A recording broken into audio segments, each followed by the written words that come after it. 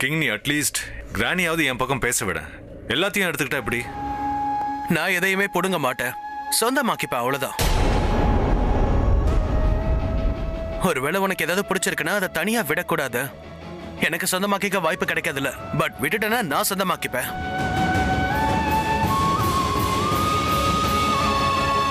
You right. கண்டிப்பா நான் விட மாட்டேன்.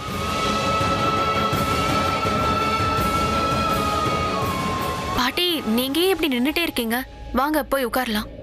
வாங்க பாட்டி, வந்து உட்காருங்க. Excuse me. Thank you. Thanks. Cheers. நீ இது வரைக்கும் பிரக்யா மாதிரி பொண்ணை பார்த்திருக்கியா?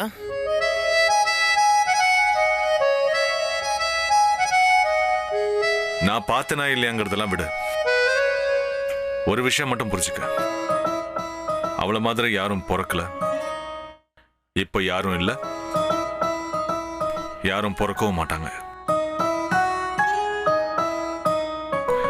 இன்னொரு பிரக்யாவையும் பார்க்க முடியாது, இன்னொரு அபிஷேக்கையும் பார்க்க முடியாது. நீ என்ன சொல்ல ட்ரை பண்ற? உனக்கு புரியல? புரியுற மாதிரி சொல்றேன். இது பாரு, லைஃப்ல எல்லாரும் டிஃப்ரெண்டா இருப்பாங்க. Everybody is different. நீ டிஃப்ரெண்ட், நான் டிஃப்ரெண்ட், பிரக்யாவும் டிஃப்ரெண்ட். அதனால பிரக்யா மாதிரி யாரும் இருக்க மாட்டாங்க, என்ன மாதிரியும் யாரும் இருக்க மாட்டாங்க, அஃப்கோர்ஸ் உன்ன மாதிரியும் யாரும் இருக்க மாட்டாங்க. ஸோ நான் இந்த ஞானத்தை மற்றவங்களுக்கும் போதிச்சுட்டு வரேன். Cheers.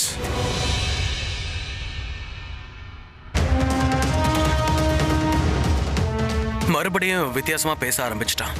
எனக்கு எல்லாம் நல்லா புரியுற மாதிரி சொன்னதா நினைக்கிறான், பட் நத்திங் மேக் சென்ஸ்.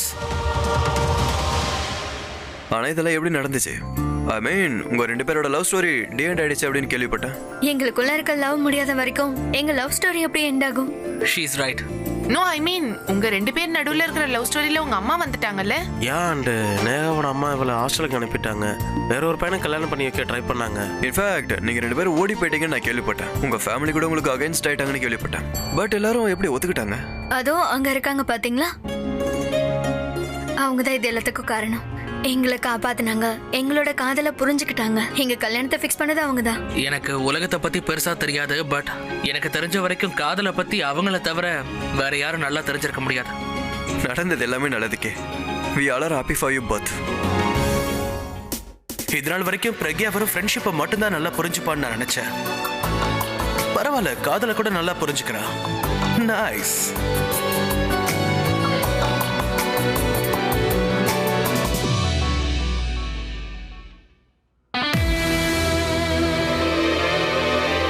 தன்னை பத்தி இவ என்ன நினைச்சுக்கிட்டு இருக்கா? இவ்ளோ ஆட்டிடியூடா? ஜஸ்ட் கால் பட்டதுக்கே இவளுக்கு இவ்ளோ கோவமா?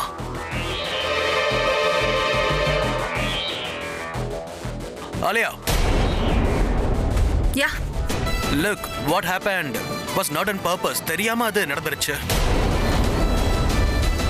இங்க பாரு, நீ நினைக்கிற மாதிரியான ஆள் நான் கிடையவே கிடையாது. ஓ, அப்படின்னா எப்படிப்பட்டவ நீ? உன்னை பத்தி நீயே சொல்ல, கேட்டுக்கிறேன். எலாபரேட். இதைத்தான் நான் சொல்லணும்னு நினைக்கிறேன், ஆனா நீ ஸ்ட்ரைட்டா சொன்னா புரிஞ்சுக்க மாட்டேங்கிற. அதனால உன் வழியிலேயே உனக்கு புரிய வைக்கணும்னு முடிவு பண்ணிட்டேன். Excuse me. கம். பிரக்யா, நான் எப்படிப்பட்ட ஆளு? என்ன? Just answer the question. நான் எப்படிப்பட்ட ஆளு? அதையே இப்ப கேக்குறீங்க? ஏன்னா ஆலியாவுக்கு நான் எப்படிப்பட்டவன்னு தெரியணும். ஓஹோ, பிரக்யாவோட பாசுக்கு ஆலியா மேல ஃபீலிங்ஸ் வந்துருச்சுன்னு நினைக்கிறேன். நீங்க ரொம்ப நல்லவரு, சென்சிட்டிவ், கேரிங், புரிஞ்சு நடந்துப்பீங்க, எல்லாருக்குமே மரியாதை தருவீங்க. அது பெரியவங்களா இருந்தாலும் சரி, சின்னவங்களா இருந்தாலும் சரி, முக்கியமா உமன்ஸ்க்கு ரொம்ப ரெஸ்பெக்ட் தருவீங்க. Thank you very much. That's the point. இதைத்தான் நான் சொல்லணும்னு நினைச்சேன். நான் தேவையில்லாம யாரையும் தொந்தரவு பண்ண மாட்டேன். என்ன, நான் அப்படி பண்றவனா? இல்ல, நீங்க அப்படி கிடையாது. இன்ஃபேக்ட் யாராவது கஷ்டப்பட்டா உங்களால அதை பார்க்கவே முடியாது. உங்களுக்கு யாரும் சோகமா இருந்தாலே பிடிக்காது. யாராவது பிரச்சனையில இருந்தா அவங்க பிரச்சனையை சால்வ் பண்ணணும் தான் நீங்க நினைப்பீங்க. Thank you. ஓவரா புகழ்ற மாதிரி தெரியல.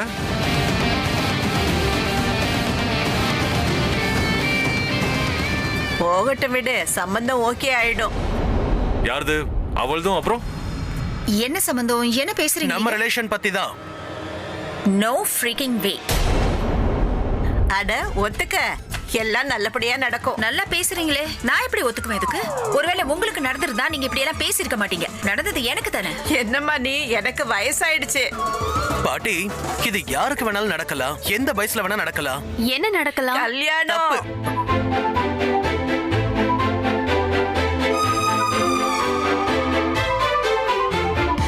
இத பாருப்பா, கல்யாணம் பண்ணிக்கிறது ஒண்ணும் தப்பு இல்ல. ஆனா தப்பா கல்யாணம் நடக்கலாம்ல பாட்டி.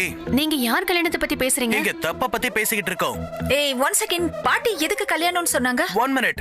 என்ன முதல்ல பேச விடுங்க. எல்லாரும் ஒரே நேரத்துல பேசினா எனக்கு கன்ஃபியூஷனா இருக்கு.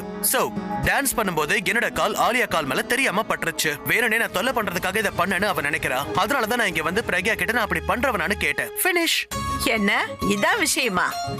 இத என்கிட்ட கேட்டிருந்தால சொல்லியிருப்பேனே. இந்த பையன் ரொம்ப நல்ல பையன். சரி, அந்த என்கேஜ்மெண்ட் ரிங்ஸ் எங்க இருக்கு? என்கேஜ்மெண்ட் எப்ப பிளான் பண்ணோம்?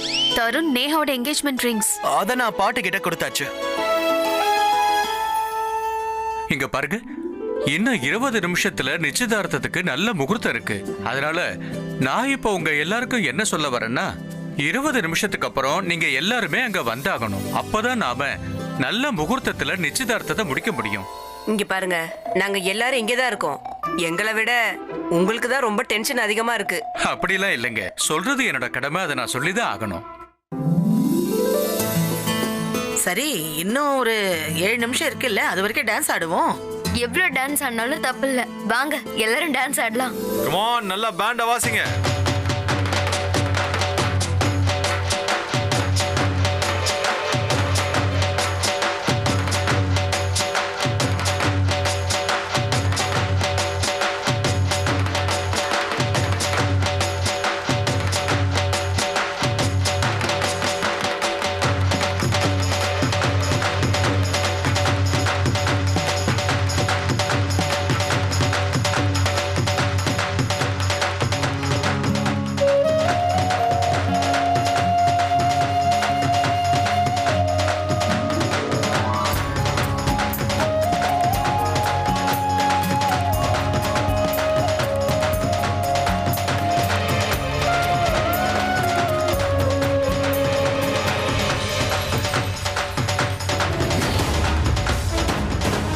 இந்த நிக்கல் எதுக்கு எனக்கு கால் பண்றான்?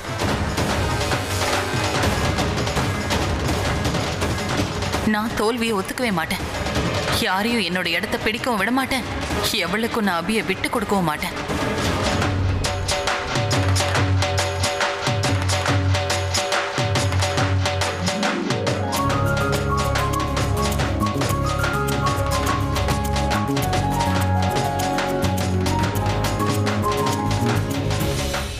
பாலாஜி, இங்க வச்சிருக்கேன், கவனமா இரு. யாராவது எடுத்துற போறாங்க.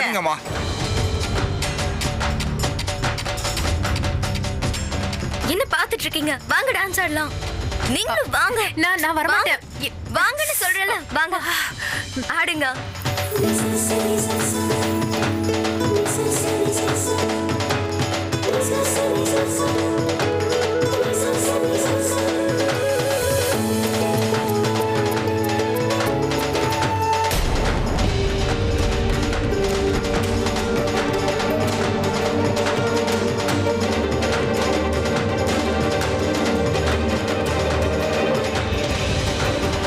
நான் என் நேஹாவோட என்கேஜ்மெண்ட் அந்த தருண் கூட நடக்க விட மாட்டேன். அதுக்கு என்ன பண்ணணும்னு எனக்கு நல்லாவே தெரியும்.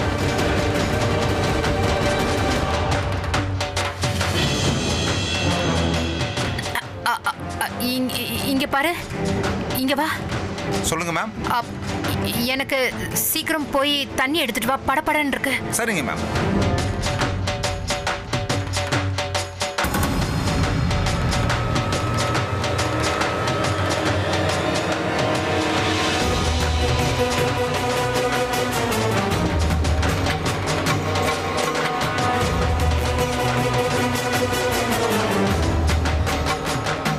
ரிங்கே இல்லனா இந்த என்கேஜ்மெண்ட் எப்படி நடக்கும்?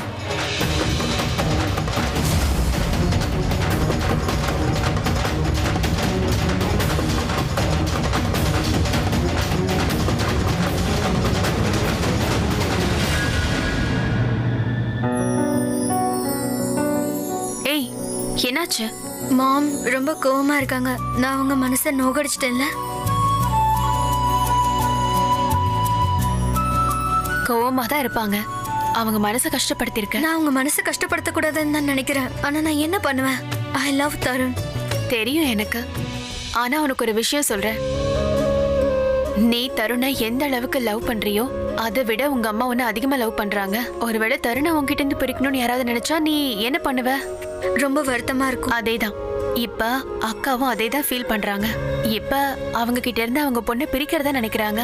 கொஞ்சம் டைம் கூட அவங்களுக்கு. அவங்க இப்ப கோவமா இருக்காங்க. ஆனா நீ கல்யாணத்துக்கு அப்புறம் சந்தோஷமா இருக்கிறத பார்த்தாங்கன்னா அவங்களோட எல்லா கோவமும் மறைஞ்சு போயிடும். அன்புங்கிறது நிரந்தரமா இருக்குமா? ஆமா, கண்டிப்பா. சித்தி, நான் கேக்குறது அம்மாக்கும் பொண்ணுக்கான அன்பு இல்ல, பையனுக்கும் பொண்ணுக்குமான அன்பு. அது டைம் போக போக அதிகமாகுமா? ஐ மீன் லைஃப்ல எப்பவுமே நிரந்தரமா காதல் இருக்குமா?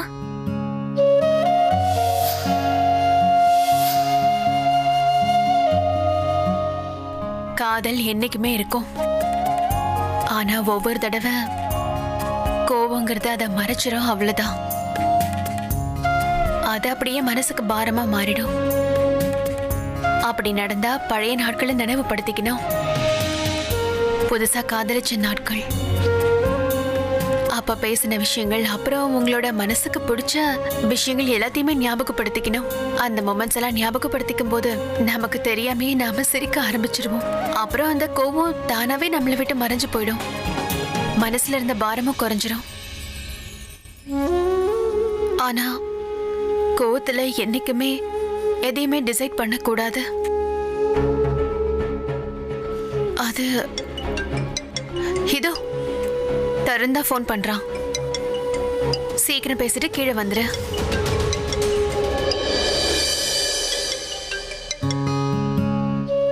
லட்சம் தருண், 50 லட்சம் நேஹாது, 50 லட்சம் எந்து. எனக்கு எதுவும் அவங்க கேட்க மாட்டாங்களா? இது பாரு, ஆக்சுவலா உன்னை அனுப்பி விடுறதுக்கு அவங்க தான் பணம் கொடுக்கணும்.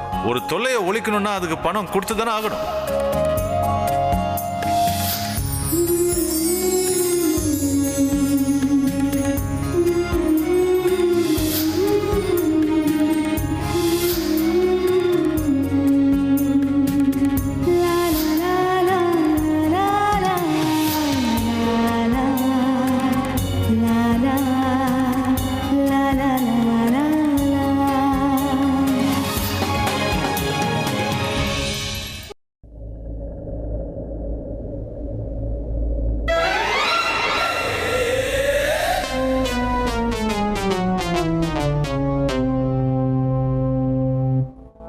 கண்ணாடி இருக்கும் போதே கண்ணு தெரியாது உனக்கு. கண்ணாடி போடல, இப்ப என்ன சொல்றது? நீ பார்க்கவே மாட்டியா? இதெல்லாம் எடுத்துட்டு போறதுக்கு என் பர்சனாலிட்டி சூட்டே ஆகாது. இருந்தாலும் எடுத்துட்டு போயிட்டு இருந்தேன். ஆனா நீ வந்து இடிச்சிட்ட.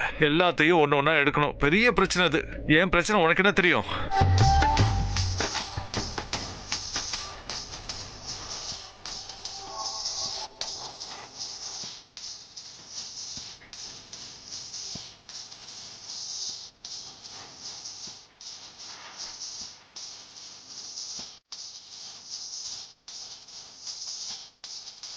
ஒரு தடவை இழுத்து அணைச்சபடி உயிர் மூச்ச நிறுத்து கண்மணி.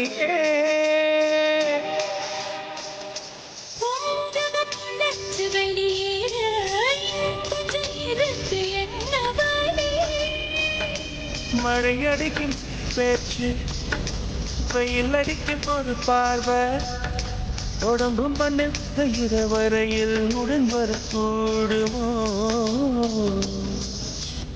என்னோடு இருக்கையில் நீ என்னோட நான் இல்லையா உள்ள வந்த மரம் கூட குழம்பும் ஐயா. ஒரு பூச்சிவளே இனக்கும் கரைச்சவளே, நெஞ்சில் வந்து தைச்ச கூடிக்கையில் இன்னும் கொஞ்சம் பூசுவையா. உன் பொருசுக்குள் மணியாக என்ன கொஞ்சம் மாத்துவையா.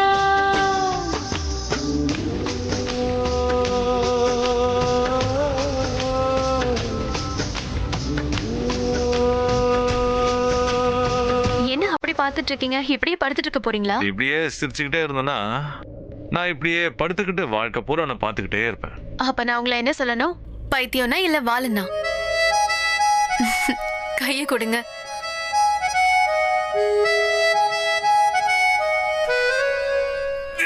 என்னங்க? என்ன இது? ஏன் இப்படி பண்ணீங்க? தப்பு உன்னோட தான். ஏன்னா பைத்தியம் சொன்னல, அப்ப பைத்தியக்காரத்தனம் பண்ணி தானே ஆகணும். நீங்க வேணும்னு தானே கீழே தள்ளி விட்டீங்க. நீ என்ன எந்த பேரை வச்சு கூப்பிடுவியோ அதே மாதிரி வேலை தான் நானும் பண்ணுவேன். ஓ, மஸ்காரா. மஸ்காரா அந்த பேருக்கு என்ன அர்த்தம்? நான் ஏன் சொல்லணும்? இதுக்கு அர்த்தம் சொல்ல மாட்டேன். ஆனா வாழ்நாள் பூரா உங்களை இந்த பேர் வச்சு தான் கூப்பிட போறேன். நீங்க பெரிய மஸ்காரா. என்னது? மஸ்காரா. மஸ்காராவா? யோசிங்க யோசிங்க. இப்படி யோசிச்சுக்கிட்டே இருக்கிறது உங்களுக்கு ரொம்ப நல்லது. என்னன்னு சொல்லிட்டு போ. இந்த பேருக்கு என்ன அர்த்தம்? என்னவா இருக்கும்?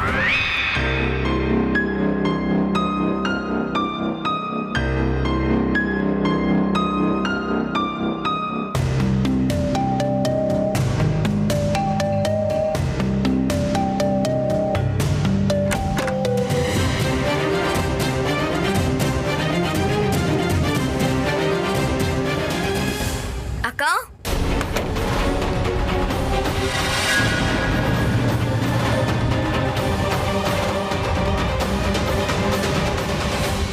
கீழே எல்லாரும் உங்களை தான் காணோம்னு தேடிட்டு இருக்காங்க. வாங்க போலாம். உங்களுக்கு இந்த கல்யாணம் பிடிக்கலன்னு எனக்கு தெரியும். ஆனா பசங்க சந்தோஷத்துக்காக வரலாம் இல்லையா? த்ரிஷா, ப்ளீஸ் இத பத்தி என்கிட்ட பேசாத. எனக்கு பேச இஷ்டம் இல்ல.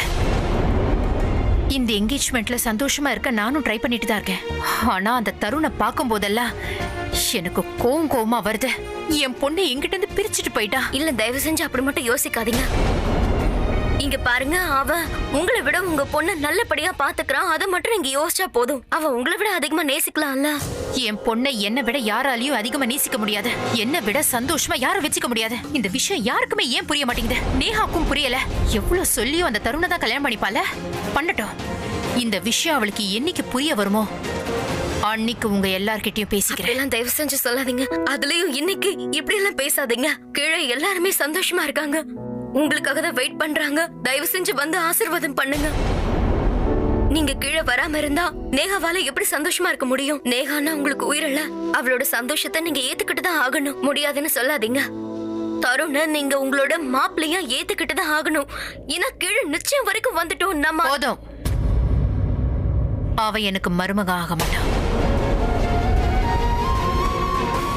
இவங்க என்ன சொல்றாங்க? இப்படி சொல்லிட்டு போனா எப்படி? நிச்சயதார்த்தம் நடக்க போது இன்னும் கொஞ்ச நேரத்துல அவன் கண்டிப்பா இந்த வீட்டோட மாப்பிள்ளை ஆக போறான். நிச்சயதார்த்த முகூர்த்தம் ஆரம்பிக்கிறதுக்கு இன்னும் 15 நிமிஷம் தான் டைம் இருக்கு. அதனால எல்லாரையும் இங்க கூப்பிடுங்க. நீங்க போங்க, நான் எல்லாரையும் கூப்பிடுறேன். சரி சித்தி, நான் போய் அனௌன்ஸ்மெண்ட் பண்ணிட்டு வரேன்.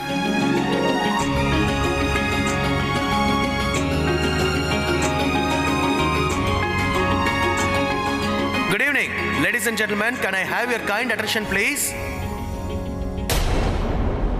First of all, thank you. கூப்பிட்ட உடனே நீங்க எல்லாரும் இந்த ஃபங்க்ஷனுக்கு வந்தீங்க. ஐயர் இன்னும் 15 மினிட்ஸ்ல நிச்சயதார்த்த முகூர்த்தம் வரப்போகுதுன்னு சொன்னாரு. ஸோ நீங்க எல்லாரும் ஸ்டேஜ் கிட்ட வந்துருங்க. செரமனியை ஸ்டார்ட் பண்ணிடலாம். Thank you very much.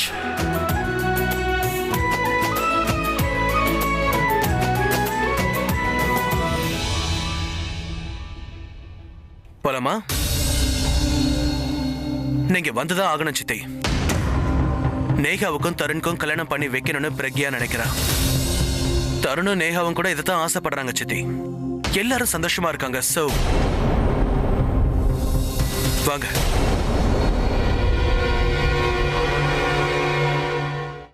நிச்சயதார்த்த முகூர்த்தம் இப்ப ஆரம்பிச்சிடுச்சு.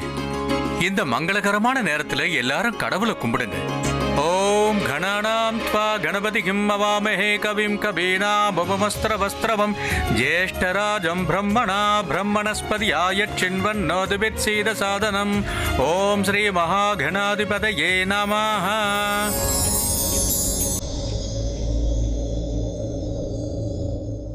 நம்ம காதல் எப்படியும் நிறைவேறல. ஆனா இவங்கள ஒன்று சேர்த்து வச்சு நீ இவங்களோட காதலை சேர்த்து வச்சுட்ட. நீங்க எனக்கு துணையா இல்லாம இருந்திருந்தா நான் இவங்க 2 பேருக்கும் துணையா இருந்திருக்க முடியாது.